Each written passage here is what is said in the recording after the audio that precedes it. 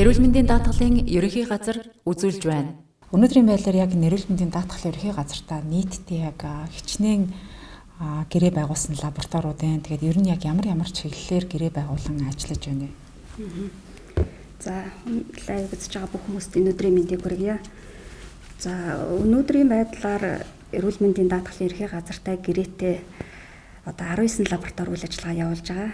За, энэ лабораториуд маань Илүү бүтэн Монгол хөтөлбөрийн хүрээнд элэгний БЦ вирусын идэвхжил тодорхойлох шинжилгээг хийхээр бол гэрээ байгуулсан гэж ажиллаж байгаа. 17 оноос хойш ингээд энэ хөтөлбөр бол амжилттай хэрэгжээд бас үргэлжлээ явж байна. Тэгээ ер нь бол лабораторийн тусламж үйлчилгээг бол анхан шатнаас лавлгаа шатал хүртэл бол одоо даатгалын байгууллагатай гэрээтэй эрүүл мэндийн байгууллагууд бол хийж байгаа. Тэ.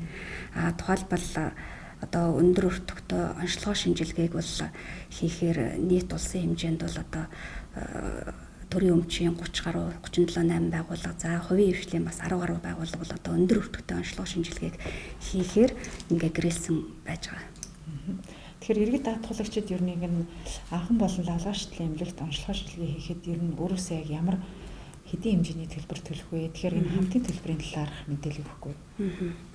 За, анхан шатны эрүүл мэндийн байгууллагаас нь эхлээд ярив.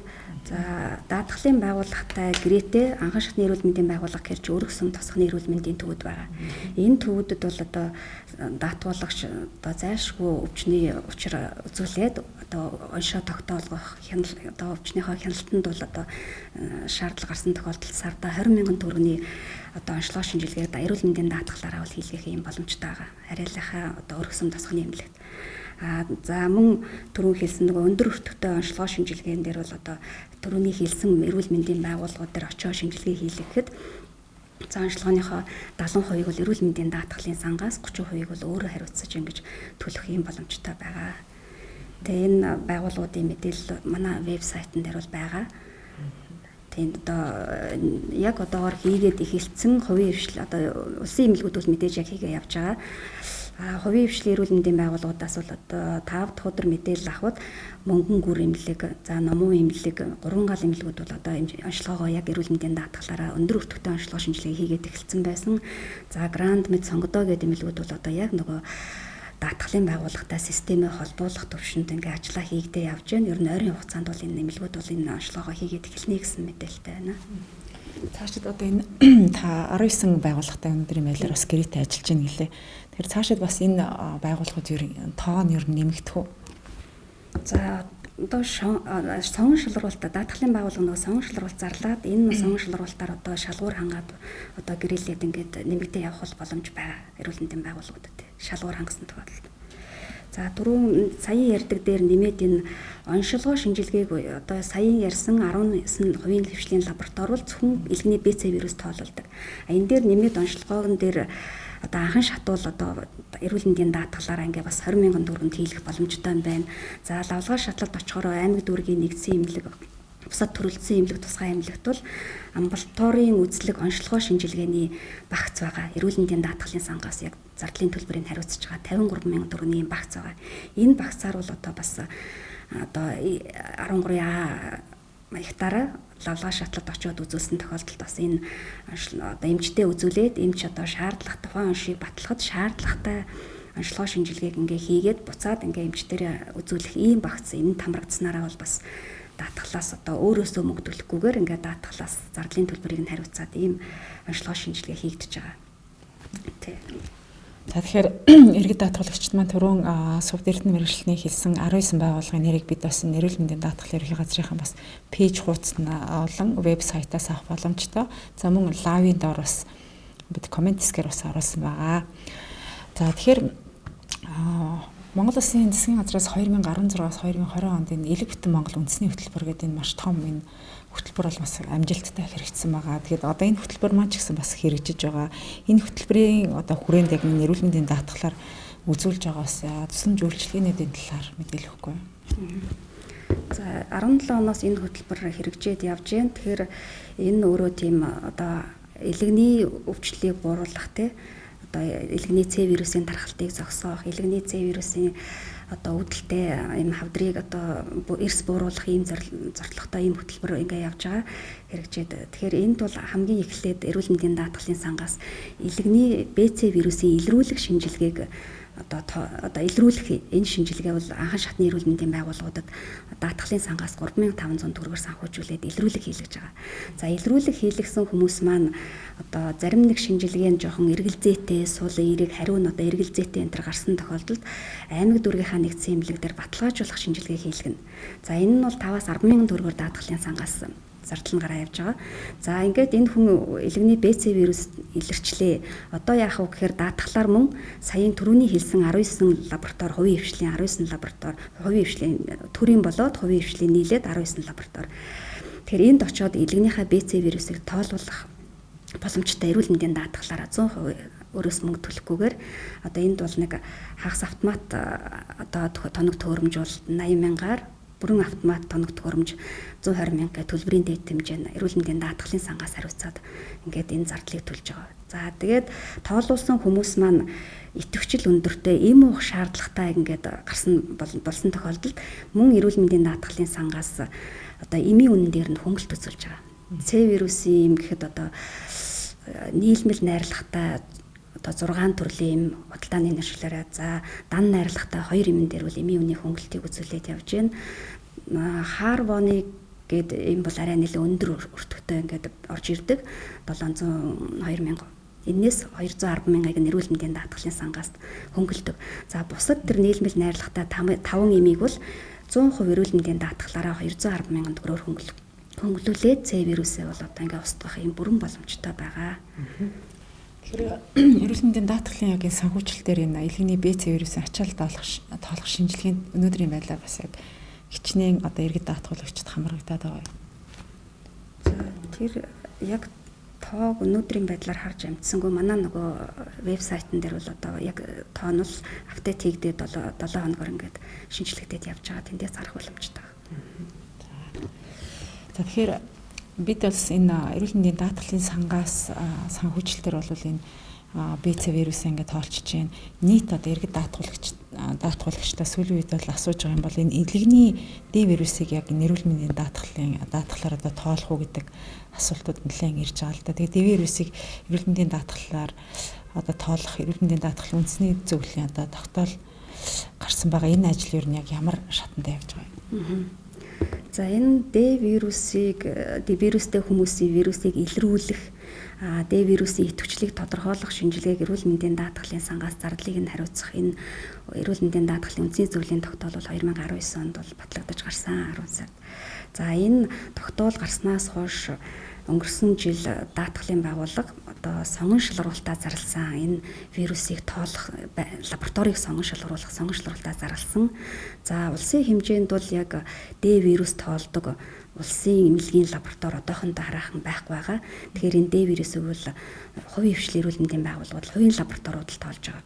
Тэгээ энэ лабораториудын дунд сонгон шалгуулалт зарлаад бид эхний ерөнхий шалгуураа хангасан 4 лаборатори гарч ирсэн. За энэ 4 лаборатори маань одоо гадаад чанарын үнэлгээнд хамрагдчихвол одоо даатгалын байгууллага гэрээлээд одоо Д вирустэй хүмүүс маань одоо вирусаа тоолуулаад эмчилгээндээ орох юм бүрэн боломжтой болж байгаа.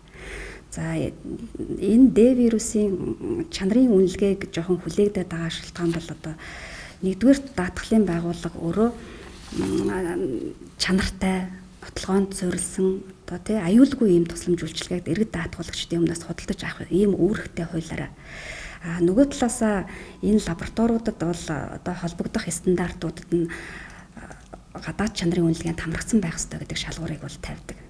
Тэгэхээр энэ шалгуурыг хангасан байгууллагатай гэрээлж байж энэ хүмүүс маань одоо тоолуулах боломжтой болно.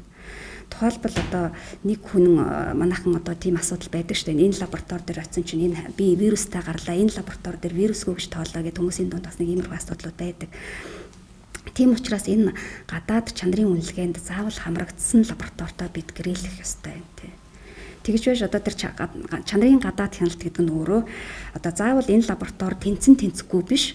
Одоо энэ нэг хүний шинжилгээ авлаа гэхэд тэр хүний шинжилгээний хариу одоо байх ёстой нэг утга гэж байгаа. Одоо энэ хооронд байвал энэ аппарат одоо болж байна. чанарын шаардлага хангаж байна гэсэн ийм дүгнэлтийг гаргадаг тэр чанарын гадаад хяналт нь бол одоо тэгэхээр тэр чанарын гадаад хяналт л жоохон хүлээгдэж байгаа. Яагаад жоохон хүлээгдэж байна гэхээр за улсын хэмжээнд халдварт өвчин судлалын үндэсний төв өөрөө одоо лавлгаа лаборатори гэж явдаг.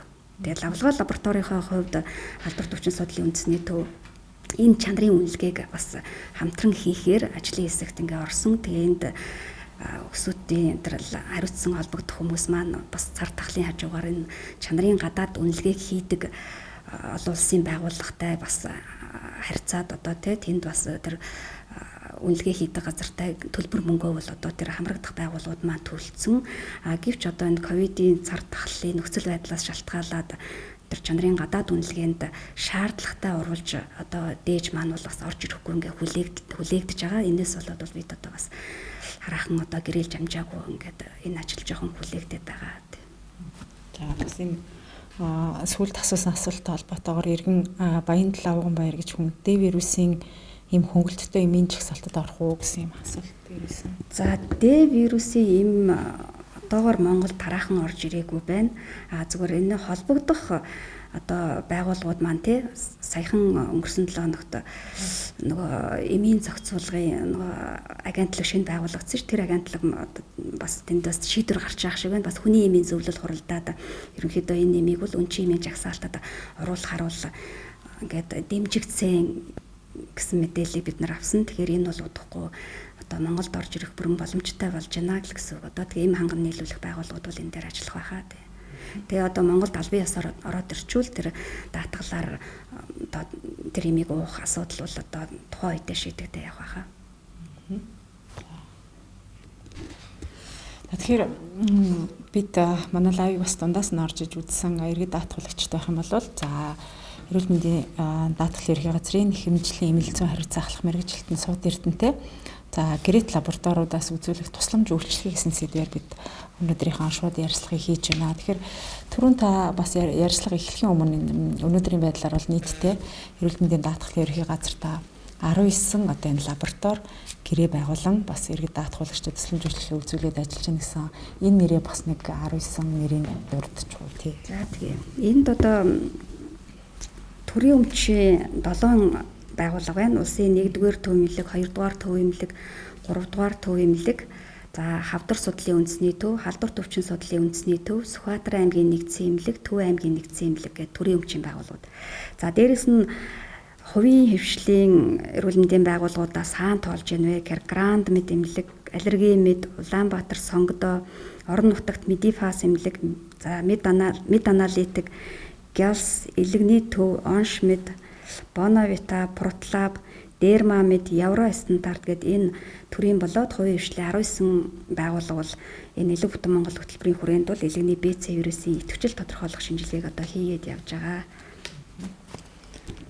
Та баярлалаа. Бас яг энэ сүүлийн үед бас яг иргэд даатгуулагчдаас яг манай эрүүл мэндийн даатгалын ерхий газрын пэйж хуудас болон одоо вебсайтын сошиал сувгуудаас бол яг энэ лабораториудын талаарх мэдээлэл нэлээд асуусан байгаа. За мөн Д вирусын талаараас асуусан байгаа. Яг энэ асуултуудад бас маш чухал хариултуудыг өгсөн танд баярлалаа. Тэгээд өнөөдрийн шууд ярилцлагаараа би та бүхэндээ эрүүл мэндийн даатгалын ерхий газрын нэхэмжлийн эмнэлэг зүйн хариуцсан ахлах мэргэжилтэн сууд эрдэнэтэй за гэрээт лабораториудын талаарх мэдээллийг хүргэлээ. Тэгээд та бүхэн бас үзэж амжааг хүмүүсийнхэн бол лайваа дараа нас бид нар ингээд бичлэг хийгээд үлдээдэг тул та бүхэн нөхөж үзээрэй.